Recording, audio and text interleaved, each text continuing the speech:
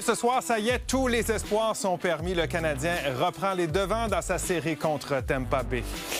Québec offre un cadeau aux PME. Est-ce que ce sera suffisant? J'ai hâte d'entendre là-dessus à François Lambert. Et une librairie de Québec, là où Éric Duhem a lancé son livre, est visée par un appel au boycottage. Il est 22 h, je m'appelle Michel Bérère et eux, ce sont les débatteurs.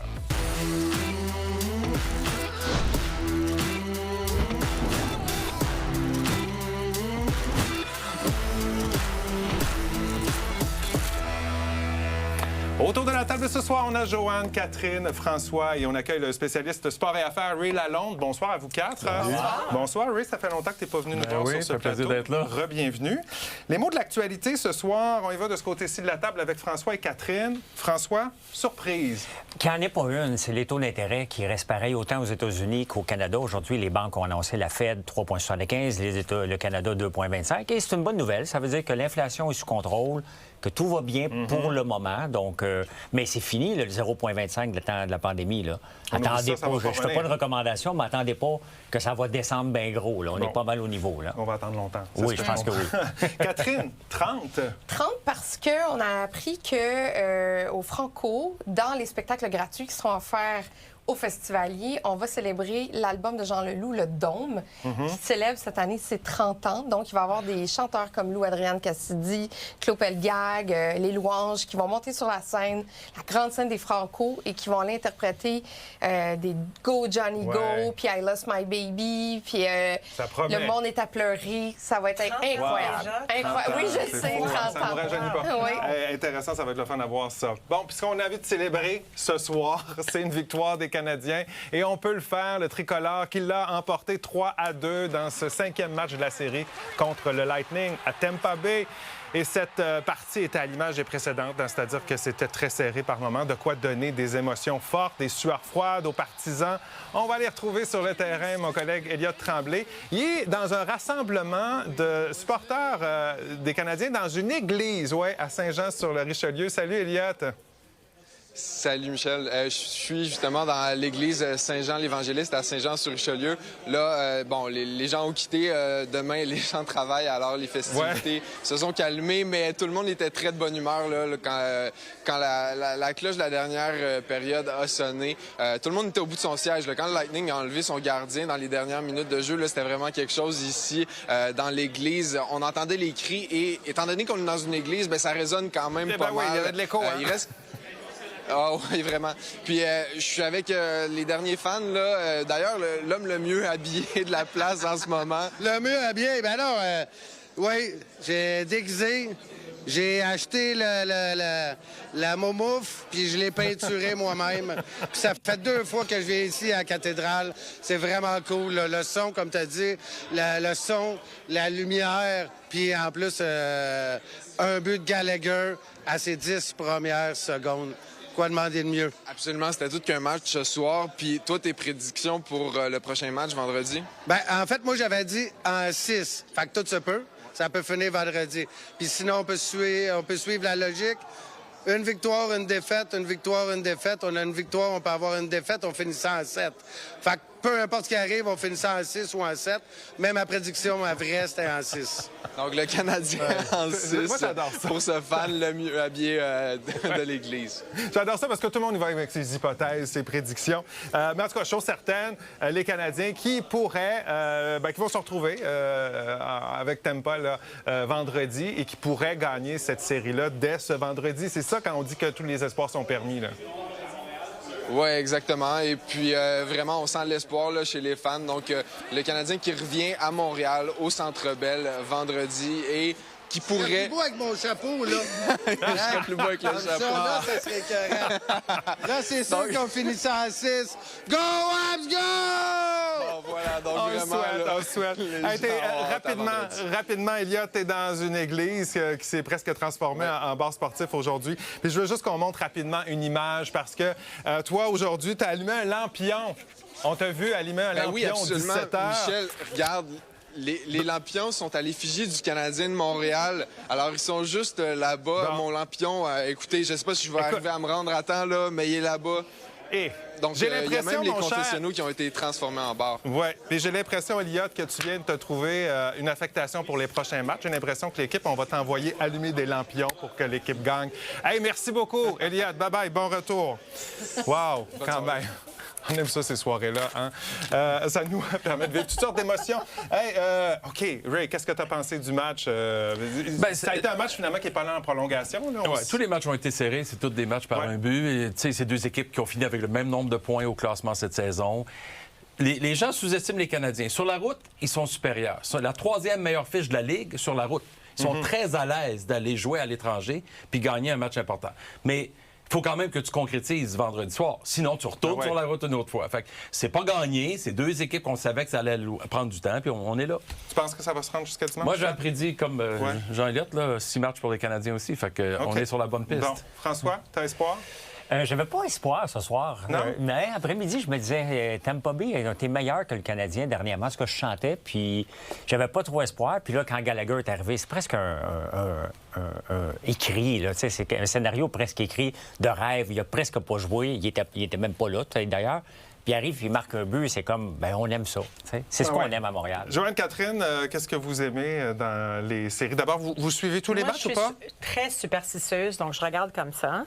Oui, tantôt, tu étais dans la salle de maquillage puis tu te tournais le dos aux écrans. J'ai toujours peur que je vais détruire tous les espoirs de l'équipe. Avec mes yeux de laser. Avec mes yeux de laser. Oui. Mais moi, j'adore. Tout le monde est uni. Tout le monde est comme... On a de l'espoir. Fait que go Habs go. Puis j'en dis pas trop, là. Il y a tellement de choses qui nous divisent ces temps-ci dans le monde. Là, ça fait du bien d'être rassemblés autour d'une chose. Moi, on vient de me baptiser ce soir l'oracle de Valleyfield parce que ça fait 2 fois que je suis capable de prédire le score. Moi, je suis pas très connaissante en hockey, mais j'aime tout ça. J'aime les fans, je trouve que le bonheur de notre société repose sur nos parties de hockey présentement. Là, comme ce soir, tout le monde est heureux. J'adore ça, mais je connais rien au hockey. Bon, on va parler de hockey ce soir. Il n'y a pas eu de bagarre particulièrement là, dans ce match-là. C'est une série intense. Ouais, ça se chamaille un peu, mais c'était sous contrôle ce soir. Il y en a eu des batailles un peu plus importantes dans certains matchs. Ouais. Les bagarres dans la Ligue nationale de hockey, vous en pensez quoi? Est-ce qu'elles ont leur utilité? C'est la question du grand débat de la demi-heure. Allez y répondre sur nouveau.info ou en balayant le code QR. Et n'oubliez pas de commenter également. On va parler donc de hockey à 22h30.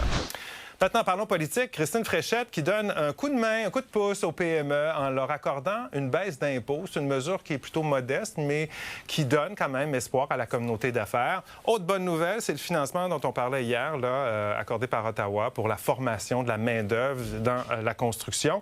Mais il faudra respecter les compétences des provinces, prévient Mme Fréchette. Résumé, Jean-François Poudry. Un peu plus de 24 heures après être allée à Washington défendre les intérêts du Québec, Christine Fréchette s'est tournée aujourd'hui vers l'aide aux PME. Si on veut propulser notre économie, on doit le faire, oui, avec des représentations comme celles que j'ai faites aux États-Unis, mais aussi on doit prendre des moyens qui sont sous notre contrôle. Dès demain, le taux d'imposition va passer de 3,2 % à 2,2 % pour la première tranche de 500 000 $ de revenus des PME. Ça représente un maximum de 5 000 $ d'économie par année. Christine Fréchette effectue aussi un virage, finit les millions de dollars d'aide à des grandes entreprises étrangères comme Nordvolt. L'aide ira aux PME d'ici. Quand je dis que je vais faire moins d'interventions, ce à quoi je réfère, c'est notamment d'avoir moins de prêts pardonnables de manière systématique. Donc, d'en faire vraiment un cas d'exception et que ces prêts soient pardonnés si les exigences sont rencontrées avec des exigences, je dirais, assez importantes. Au lieu de faire comme avant, puis décider des grands joueurs, d'aller vers les subventions, là, on fait confiance aux dizaines de milliers de dirigeants de PME. Puis là, ils décideront s'ils veulent augmenter les salaires, investir en automatisation, rembourser la dette de l'entreprise. C'est un premier pas dans la bonne direction d'arrêter d'être le pire environnement fiscal pour les petites entreprises au pays. Plusieurs partis d'opposition promettent déjà d'aider les PME du Québec et laissent entendre que ce nouveau virage du gouvernement Fréchette vise à mettre la table pour les élections. C'est Mme Fréchette qui était aux commandes du ministère de l'Économie dans les dernières années, puis elle doit quand même répondre de ce bilan-là qui est catastrophique. La magie semble être une nouvelle science à la mode à Québec. Là, il y a des millions qui apparaissent partout. Dans les 7 dernières années et demie, la CAQ a été absente, a préféré des entreprises étrangères. Pendant ce temps, Ottawa décide encore une fois de venir jouer dans les plates-bandes du Québec. Hier, le ministre fédéral des Finances, François-Philippe Champagne, a annoncé la création d'un nouveau programme pour former la main-d'œuvre, évaluée à 6 milliards de dollars sur 5 ans. C'est pourtant une compétence provinciale. Aujourd'hui, le gouvernement Fréchette se met en mode collaboration. On est prêt à collaborer avec le fédéral dans le respect de nos compétences respectives. Mais est-ce que c'est la bonne approche qu'ils ont? Il faut qu'on discute avec le fédéral de la manière avec laquelle ça va procéder. On a déjà des ententes avec le fédéral, on a déjà des institutions. J'anticipe aucun enjeu. Du côté d'Ottawa aussi, on parle de collaboration. En fait, on affirme que le plan, de toute façon, était de travailler de concert avec les provinces pour mettre en place ce nouveau programme. À l'Assemblée nationale, Jean-François Poudrier pour Nouveau Info.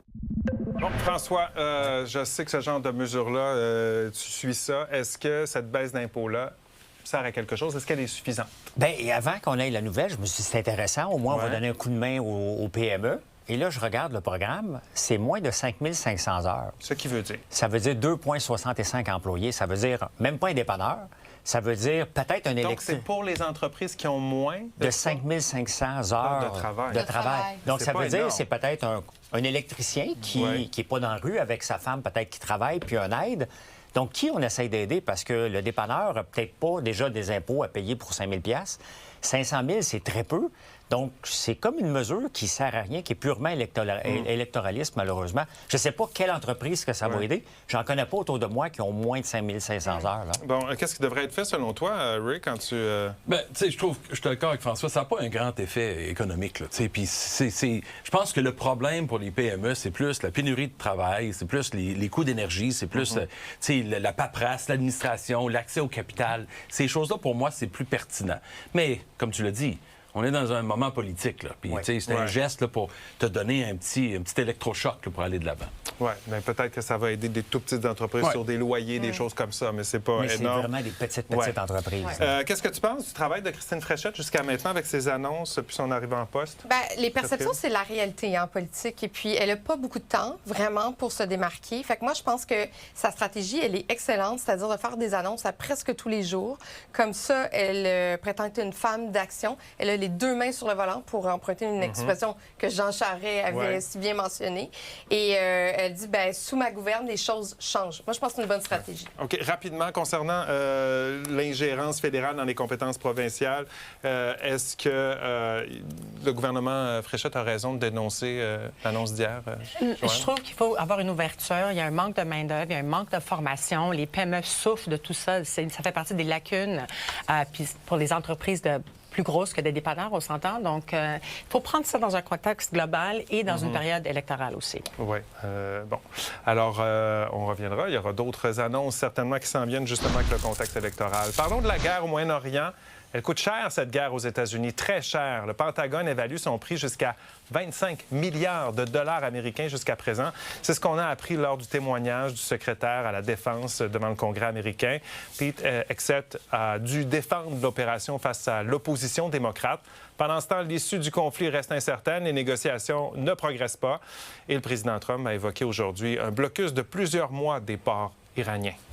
The biggest challenge, the biggest adversary we face at this point are the reckless, feckless, and defeatist words of congressional Democrats and some Republicans. The blockade is genius, okay? The blockade has been 100% foolproof. It shows how good our Navy is, I can tell you that. Nobody's going to play games. Bon, Joanne, 25 milliards en 2 mois, c'est énorme. C'est un désastre, c'est une folie, c'est du n'importe quoi, c'est pas du génie. Ça coûte l'argent à tout le monde. Il y a des vies humaines qui sont perdues.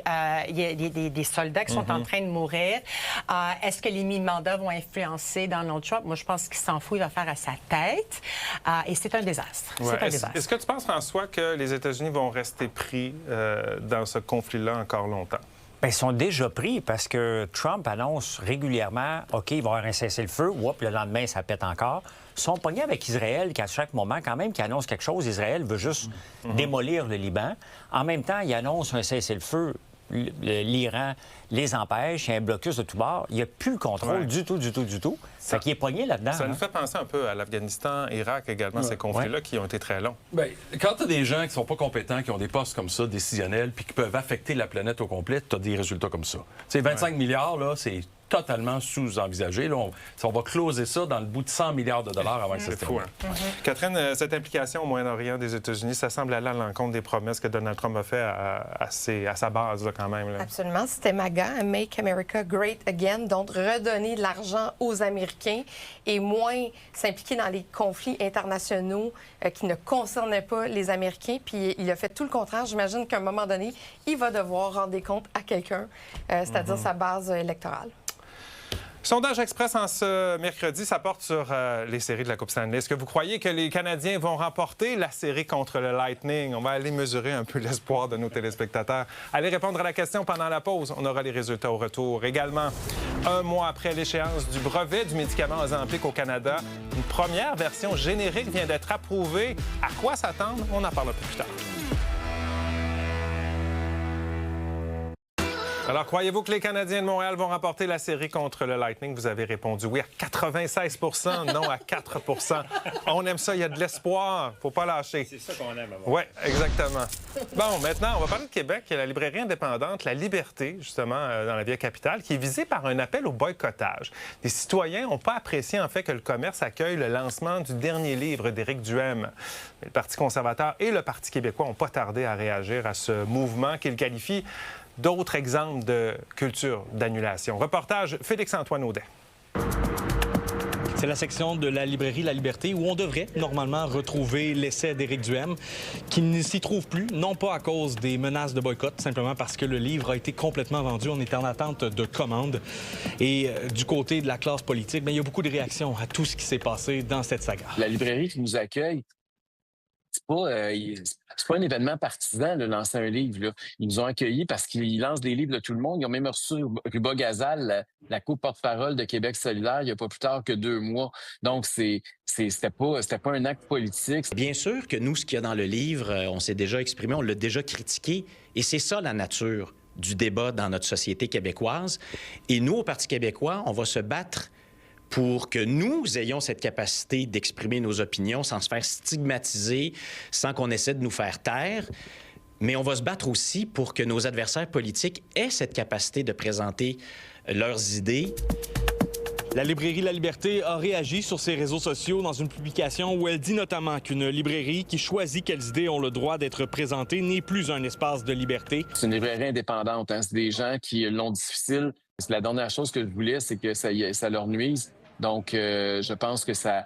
Là, quand j'ai vu qu'une enseignante faisait ça, j'ai dit, OK, là, il faut qu'on fasse quelque chose. On va contre-attaquer. On va inviter les gens à aller acheter un livre à la librairie La Liberté. Moi, j'ai été très impressionné par la réaction de la librairie La Liberté, qui est une institution ici dans Jean Talon, qui a réagi sans se laisser intimider par les gens qui veulent limiter la liberté d'expression. Et la librairie a réagi avec justesse, avec dignité, avec courage. Et moi, c'est ce que je veux saluer aujourd'hui. Un autre point sur lequel tout le monde semble s'entendre, c'est l'importance d'encourager les librairies indépendantes comme celle de La Liberté. À Québec, Félix-Antoine Audet pour Nouveau Info. Catherine, qu'est-ce que tu penses de la situation comme ça? Bien, moi, je crois beaucoup en la liberté de parole, liberté d'expression. Fait que c'est sûr que ça vient me chercher d'entendre des gens qui appellent au boycott. On a le droit de recevoir, une librairie a le droit de recevoir un invité pour un lancement de livre, peu importe ce que le livre raconte. Moi, je suis outrée. On est qui pour aller dire aux autres de boycotter une librairie qui accueille un auteur? Tu penses quoi de ça, Joanne? On peut boycotter le livre. On peut toujours ne pas acheter le livre. On est des adultes. On a notre argent. Le pouvoir décisionnel nous appartient. Mais boycotter la librairie, la liberté, quand il n'y a presque plus de liberté, c'est du n'importe quoi. C'est spécial, d'ailleurs. C'est un scénario, là. Oui. On pourrait écrire un livre. En tout cas, un petit livre. François, tu as déjà vécu, toi, ce genre de situation-là? En 2018, j'avais sorti l'épicerie à 75$. Ah oui. Et dans mon livre que je suivi, il y avait un chapitre là-dessus. Puis j'avais été au salon de Trois-Rivières. Il avait été obligé il avait mis comme des bodyguards. Je me suis dit, il n'y a personne qui va me casser la gueule pour 75$, là. Et il y a une librairie qui m'avait invité. Puis justement, il avait eu peur. Il avait appelé la sécurité. Puis j'étais là. Puis les gens ne sont pas venus me casser la gueule non plus. J'avais vécu ça. Puis je trouvais ça stupide. Après ça, Mathieu Bock-Côté l'avait vécu il y a quelques années aussi. Donc, à chaque fois qu'il y a un livre ou une personne qui est un peu controversée, il y a toujours ce mouvement-là qui arrive. Tu es d'accord quand il y en a qui disent que c'est comme un peu la culture d'annulation. Bien, écoute, pour Éric Duhem, là, qui n'a pas fait rien de mal, il écrit un livre. Là, à un moment donné, il faut le laisser tranquille, qu'on soit d'accord ou non de ses études, c'est quelque chose de politique. J'ai fait une épicerie à 75$, puis on veut me casser la gueule. Là, à un moment donné, rapidement, qu'est-ce que tu penses de la réaction d'Éric Duhem? Bien, c'est parfait. Il a fait exactement le geste qu'il devait faire. Ouais.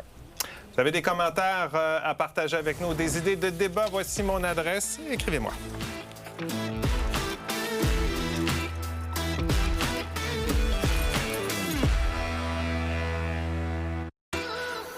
Le médicament Ozempic, qui, vous savez, sert à traiter le diabète, mais qui est aussi de plus en plus utilisé pour la perte de poids, coûte des centaines de dollars chaque mois, mais plus pour longtemps. Il y a Santé Canada qui vient d'approuver une première version générique du traitement par injection. Il y a 8 autres demandes pour des génériques d'Ozempic qui sont en attente d'autorisation. Des doses qui pourraient coûter de 45 à 90 % moins cher que la marque originale, selon l'Agence fédérale. François, Catherine, est-ce que c'est une bonne nouvelle ou pas? Une excellente nouvelle parce qu'il y a des gens qui en ont besoin. Et maintenant, les assurances privées, comme les assurances du gouvernement, ne payent pas l'Ozempic, et à moins d'avoir une ordonnance médicale. Mais pour les gens qui veulent le prendre pour des raisons cosmétiques comme le Wegovy, ce n'est pas remboursé. Donc, moi, je pense que c'est une excellente nouvelle. Ça veut dire que les gens vont être capables de se payer le médicament. François? Bien, c'est exactement une excellente nouvelle, mais c'est spécial comment on est arrivé à avoir le générique. Ben oui. Parce que c'est arrivé, parce qu'ils ont C'est une oublié. erreur, hein? C'est une erreur, Ils n'ont pas renouvelé le brevet. On ne sait pas si c'était une erreur ou c'est volontaire, mais pour le Canada. Le forum, c'est qu'il aurait fait comme un oubli volontaire pour tester le marché canadien, parce que le médecin s'en vient, le Ozempic s'en vient générique partout à partir de 2027. Donc, c'est comme un oubli, ici. Mais c'est une bonne nouvelle parce que le Canada l'a échappé au point de vue de l'obésité. Oui, parce qu'il y a beaucoup de bénéfices qui sont associés à ce médicament. Oui, j'ai fait une entrevue à mon émission de radio l'autre jour, puis un médecin qui parlait qu'il y a toutes sortes ils ont découvert toutes sortes d'autres effets bénéfiques. Oui, c'est le mot que je cherchais, effets bénéfiques. Donc, pour les gens qui prennent de l'alcool, ça coupe les goûts, l'appétit pour l'alcool, le jus, c'est toutes sortes d'autres propriétés, un peu comme le Viagra qui était supposé être pour le cœur, puis on découvert d'autres choses. Oui, on est en train de découvrir toutes sortes de choses. Peut-être que on verra pour l'Ozempic. Est-ce que ça ouvre à certaines dérives, selon toi? Ben, moi, je trouve que c'est une bonne nouvelle. Le coût, l'accès, tu sais. Puis mais est-ce qu'on traite une maladie ou est-ce qu'on augmente la commercialisation, tu sais, chronique? Ouais. OK, c'est le défi. À suivre, c'est récent quand même, puis il y a toutes sortes d'études là-dessus, puis on garde un œil, bien sûr, sur ces produits-là. Voilà comment on a vu l'actualité. On va parler des bagarres dans la LNH dans 30 secondes.